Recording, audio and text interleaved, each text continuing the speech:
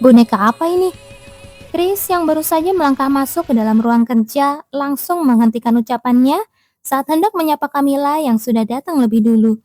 Pandangannya teralihkan oleh sebuah benda asing yang tergeletak di atas meja kerja wanita itu, sebuah boneka beruang kecil. Aku mendapat hadiah. Teddy bear ini adalah hadiah yang didapatkan Camilla saat menghadiri acara pertemuan yang diadakan oleh Juela. Juela membagikan boneka ini kepada semua tamu yang hadir, sembari memamerkan bahwa itu adalah buatannya sendiri. Tapi, kenapa Anda membawa boneka seperti itu ke ruangan ini? Chris heran. Camilla bukanlah tipe orang yang akan membawa-bawa boneka kemanapun dia pergi hanya karena itu sebuah hadiah. Bagaimana menurutmu? Camilla memutar boneka beruang itu agar menghadap ke arah Chris sehingga pria itu bisa melihatnya dengan lebih jelas. Mata boneka yang berbentuk titik kecil itu tampak menatap lurus ke arah Chris. Imut juga? Hanya itu. Chris membetulkan letak kacamata yang dikenakannya dan mengamati boneka itu dengan lebih seksama. Kira-kira jawaban apa yang diinginkan oleh nonanya ini? Namun sejauh yang dia lihat, tidak ada yang istimewa dari boneka itu. Jika harus mencari perbedaan dari boneka beruang murah pada umumnya, maka itu adalah pakaian boneka ini terlihat sangat mewah dan megah. Tepat sekali, pakaiannya sangat mewah kan? Camilla menyunggingkan senyum tipis, lalu kembali menatap tajam ke arah boneka beruang tersebut. Tak lama kemudian, dia meletakkan boneka itu dan beranjak dari kursinya. Aku pergi keluar sebentar. Anda mau pergi kemana? Camilla sempat tertegun sejenak sebelum akhirnya menjawab pertanyaan itu satu ketukan lebih lambat. Rumah teman.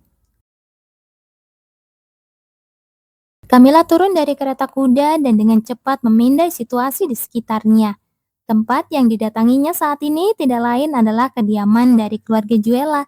Kebetulan sekali, di dekat pintu masuk terlihat segerombolan orang berjalan tergesa-gesa memasuki kediaman Vakes. Melihat langkah mereka yang tampak sangat terburu-buru, sebuah senyuman penuh arti yang misterius perlahan terukir di bibir Camilla. Di mana Juela? Nona muda ada di kamarnya. Apakah dia sedang menjahit lagi? Kemungkinan besar iya. Kaun Vakes tampak sangat murka. Wajahnya berkerut masam dan berkali-kali dia mendecak kesal. Dari nada bicaranya, terdengar jelas rasa ketidakpuasan dan kekecewaan yang mendalam terhadap Juela. Anak itu benar-benar sudah tidak waras. Aku sudah bersusah payah menyiapkan sebuah acara agar dia bisa menarik simpati orang-orang. Tapi dia malah membuat boneka murahan seperti ini untuk dijadikan hadiah. Kaun Vakes baru mengetahui apa yang terjadi di acara pertemuan yang diadakan Juela. Begitu mendengar kabar tersebut, dia langsung bergegas pulang ke rumah dengan amarah yang meluap-luap. Dia tahu betul bahwa anak perempuannya itu berpikiran pendek, tapi dia sama sekali tidak menyangka Juela akan memberikan benda sekonyol itu sebagai hadiah formal. Benar-benar tidak berguna dan memalukan. Padahal aku sudah menyuruhnya untuk sebisa mungkin berteman akrab dengan Nona Sorpel. Konvakes benar-benar tidak habis pikir. Dia sudah bersusah payah menciptakan kesempatan emas agar mereka bisa berkumpul. Tapi anak itu malah melakukan tindakan sekonyol ini. Malah sibuk membuat barang tidak berguna seperti itu. Sejak Juela masih kecil, Konvakes memang tidak pernah menyukai kegemaran putrinya yang selalu berkutat dengan potongan kain. Jika itu hanya sekedar menyulam untuk mengisi waktu luang, dia mungkin masih bisa memakluminya. Tapi Juela malah menghabiskan sepanjang hari hanya untuk membuat baju-baju boneka. Apa darah rakyat jelata memang tidak bisa bohong? Padahal Kon sudah bilang akan memberikan uang sebanyak apapun untuk membeli hadiah. Harusnya dia memberikan perhiasan mewah atau barang dekorasi berkelas. Bagaimana bisa dia membuang kesempatan emas itu dengan tangannya sendiri? Ditambah lagi, setelah mendengar bahwa tindakan kekanak-kanakan Juela mungkin akan membuat Camilla salah paham terhadap putra sulungnya Mantis, amarah di dalam dadanya kian mendidih. Saat Kon sedang melangkah lebar dengan niat bulat untuk memberi pelajaran berharga pada Juela, sebuah suara tiba-tiba menghentikan langkahnya. Konvakes, kita bertemu lagi? Nona Sorpel? Mata Konvakes membelalak lebar melihat kemunculan Camilla yang begitu tiba-tiba. Camilla menyunggingkan senyum cerah dan melangkah lebih dekat ke arah sang Kon. Ada angin apa yang membawa Anda kemari? Hadiah yang diberikan Nona Vakes tempo hari sangat membuatku terkesan. Jadi saya sengaja mampir untuk memberikan hadiah balasan. Mulut Konvakes refleks menganga bodoh. Boneka tidak berguna seperti itu bisa disukai. Namun rasa terkejut itu hanya bertahan sesaat. Kon langsung mengulas senyum lebar dan menyambut kehadirannya dengan sangat ramah. Syukurlah jika Anda menyukai hadiahnya. Jika Anda memiliki waktu luang, maukah Anda menikmati secangkir teh bersama saya? Kebetulan saya baru saja mendapatkan teh berkualitas tinggi. Tentu, asal itu tidak merepotkan Anda. Merepotkan bagaimana? Sama sekali tidak. Kedua orang itu segera melangkah menuju ruang tamu. Wajah Kon yang baru saja berkerut murka kini berubah menjadi luar biasa cerah. Saya tidak tahu apakah ada kekurangan pada acara pertemuan kemarin. Putri saya memang masih sangat kurang dalam banyak hal. Sama sekali tidak. Saya bersenang-senang kemarin. Hadiahnya juga sangat mengesankan. Sembari berbincang ringan, tatapan mata Camilla diam-diam tertuju pada leher Konfakes. Sebuah batu merah masih tergantung erat di sana. Omong-omong, ada sesuatu yang ingin saya berikan pada Anda. Camilla menyerahkan sebuah kotak kecil. Konfakes membuka kotak itu dengan penuh semangat. Namun sedetik kemudian, wajahnya dipenuhi rasa heran. Barang yang diserahkan Camilla ternyata adalah sebuah cincin. Logam berwarna perak yang belum pernah dia lihat sebelumnya, tampak berkilau indah di dalam kotak. Ini adalah barang suci yang tercipta dari doa-doa saya. Apa? Mendengar kata barang suci, Konfakes tersentak kaget dan menatap cincin itu dengan pandangan yang sama sekali berbeda. Barang suci apanya? Hari ini pun, Alena yang mengikuti Camilla kembali tertawa terpingkal-pingkal.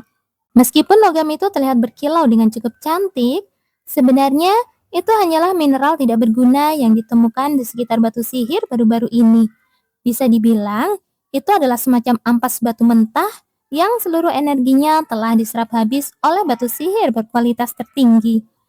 Berhubung fakta ini belum diketahui oleh dunia luar dan tampilannya cukup berkilau, Camilla memutuskan untuk memanfaatkannya dengan baik dalam rencana kali ini. Dewa berbisik kepada saya, siapapun yang membawa barang suci ini, maka setelah kematiannya, dia akan langsung pergi ke sisinya.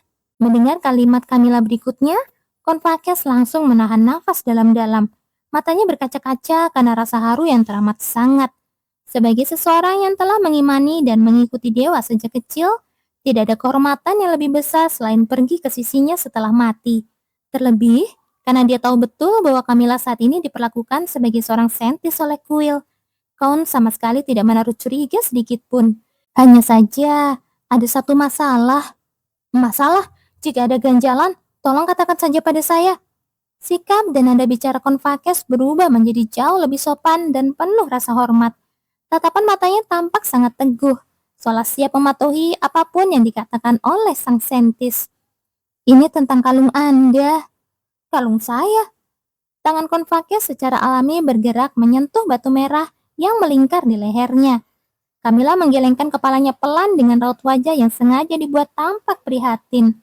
Sangat disayangkan, tapi kekuatan suci di dalam kalung itu tidak cocok dengan kekuatan suci saya. Apa maksud Anda? Kon tidak langsung memahami ucapan itu. Bagaimana mungkin barang suci yang dibuat oleh Quill bisa tidak cocok dengan kekuatan suci sang saintis? Entahlah, saya sendiri tidak tahu alasan pastinya. Tapi kalung suci itu terus-menerus bereaksi buruk dan nyaris pecah akibat kekuatan suci saya. Camilla menghentikan ucapannya sejenak dan menghela nafas pendek. Selama Anda mengenakan cincin suci dari saya ini, Anda harus menjauhkan kalung itu dari tubuh Anda. Jika tidak, kedua energi suci ini akan saling berbenturan keras. Tapi kalung suci ini, kalung itu adalah barang suci yang dia beli dengan harga yang sangat fantastis. Kon rela merogoh koceknya dalam-dalam demi meringankan penyakit kronis yang dideritanya sejak lama. Dan memang benar, semenjak mengenakan kalung tersebut, dia merasa rasa sakitnya perlahan mulai berkurang, meski tidak sepenuhnya hilang. Itulah sebabnya, karena sudah merasakan efeknya secara langsung, dia tidak bisa langsung mengambil keputusan. Menyadari keraguan itu, Camilla kembali melempar umpannya. Lutut kiri Anda tampaknya sedang dalam kondisi yang sangat buruk. Bagaimana Anda bisa tahu? Bagaimana bisa tahu? Tentu saja kan ada yang membisikkannya dari samping. Lututnya penuh dengan peradangan, ditambah lagi dia sudah salah minum obat sejak lama. Makanya infeksinya justru semakin melebar. Dukun palsu mana coba yang mengobatinya dengan cara seperti ini? Alena yang sedari tadi meraba-raba dan memeriksa tubuh Konfakes berulang kali mendecakkan lidah gusar. Untuk peradangan seperti ini, Ada buah bernama looseberry yang hanya tumbuh di wilayah utara. Jika Anda berhasil mendapatkannya dan mengkonsumsinya 2 kali sehari, kondisi lutut Anda pasti akan jauh lebih membaik. Raspberry, harganya memang sedikit mahal, tapi mencarinya tidak akan terlalu sulit. Itu, saya tidak memaksakan hal ini. Jika Anda merasa kalung itu jauh lebih berharga, maka saya tidak bisa berbuat apa-apa.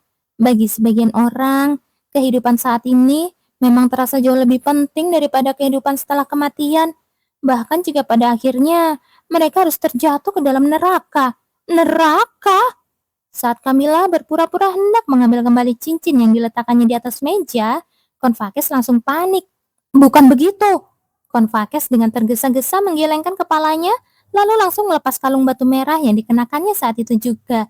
Detik berikutnya, dia langsung memasukkan cincin pemberian Camilla ke jemarinya. Pas sekali. Kelihatannya agak kelonggaran. Tapi sudahlah, kalau dia merasa pas, ya pas aja. Kedepannya, Camilla memutuskan untuk membuat barang suci berbentuk kalung saja agar lebih mudah dipakai oleh semua orang. Saya akan menyimpannya dengan sangat baik. Semoga berkah dewa selalu menyertai Anda. Kalung suci Anda yang sebelumnya juga merupakan barang yang sangat berharga, jadi tolong simpanlah baik-baik.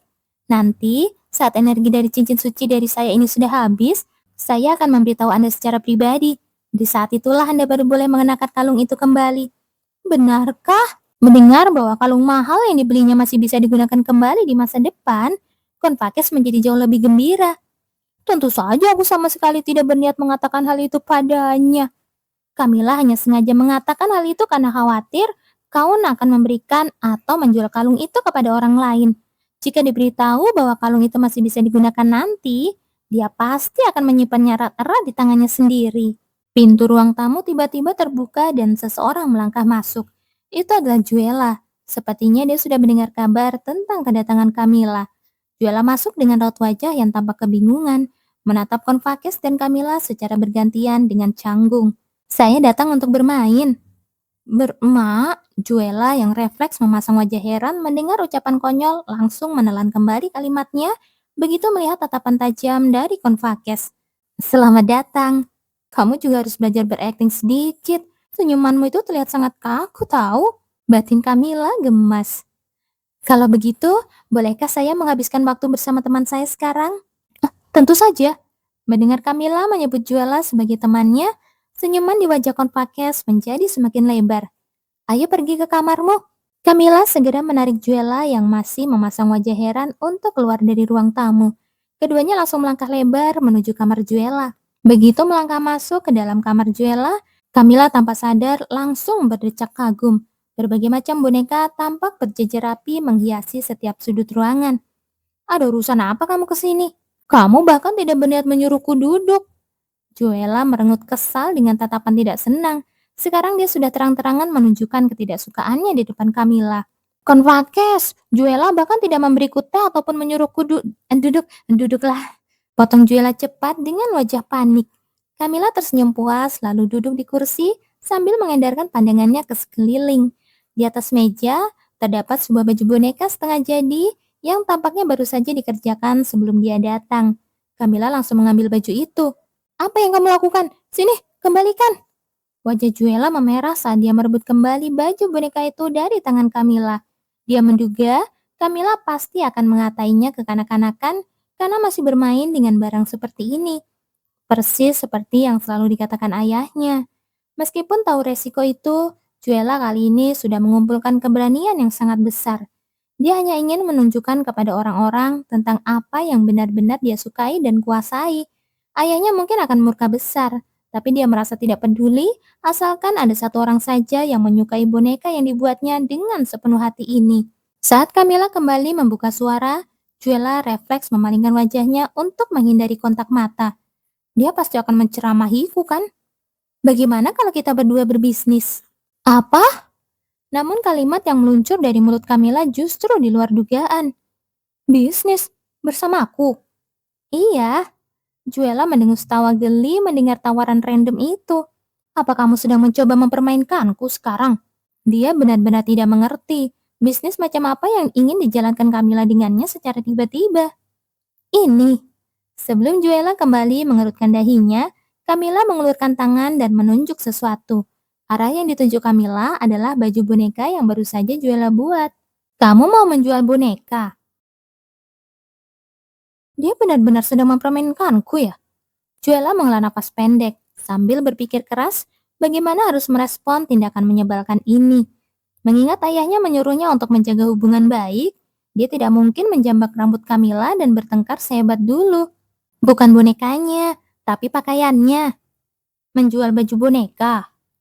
Lebih tepatnya, kita membuat baju boneka rancanganmu ini dalam ukuran manusia, lalu menjualnya. Apa? Kita akan menjual pakaian. Pakaian yang didesain langsung dari baju-baju boneka buatanmu ini. Melihat mata Juela yang membelalak lebar, Camilla kembali mengamati sekeliling kamar dengan seksama. Instingnya benar-benar tidak pernah salah.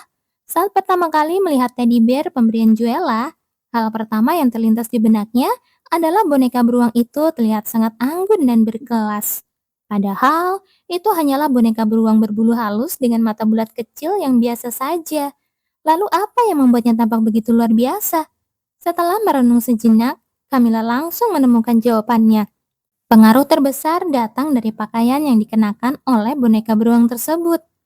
Pakaian-pakaian yang kamu buat ini, aku sangat menyukainya. Sebagai orang yang sudah lama berkecimpung di dunia hiburan, selera Camilla tidak hanya tinggi, melainkan sudah setinggi langit. Dan fakta bahwa pakaian buatan Juela berhasil memuaskan seleranya yang pemilih ini, membuktikan bahwa barang ini memang potensi bisnis yang sangat besar. Semenjak datang ke dunia ini, Camilla sudah mengunjungi banyak butik pakaian mewah. Namun tidak ada satupun yang bisa menandingi keindahan desain baju boneka milik Juela. Camilla bisa menjamin bisnis ini pasti akan meledak di pasaran. Aku berniat mendirikan sebuah butik mewah yang menggunakan namamu sendiri. Aku yang akan mengurus semua investasi dan operasionalnya. Jadi, kamu hanya perlu fokus mendesain dan membuat pakaiannya saja. Soal pembagian keuntungan, kita bisa mendiskusikannya perlahan nanti. Raut wajah Juela seketika menjadi kosong. Tawaran yang begitu mendadak ini membuat isi kepalanya serasa berputar hebat. Dia benar-benar tidak habis pikir bagaimana semua hal ini bisa terjadi secara tiba-tiba. Sembari menatap Juela yang masih termangu, Camilla menyunggingkan senyuman manis yang begitu cantik. Ayo berjuang bersamaku, aku berjanji akan membuatmu bergelimang harta. Menatap uluran tangan Camilla di depannya, sorot mata Juela tampak bergetar hebat tanpa henti. Namun, keraguan itu hanya bertahan sesaat sebelum ekspresi wajahnya berubah menjadi sangat mantap. Kamu benar-benar menyebalkan. Juela segera menyambut dan menggenggam erat telapak tangan Camilla. Tanpa sadar, sebuah senyuman tipis kini ikut terukir di sudut bibirnya.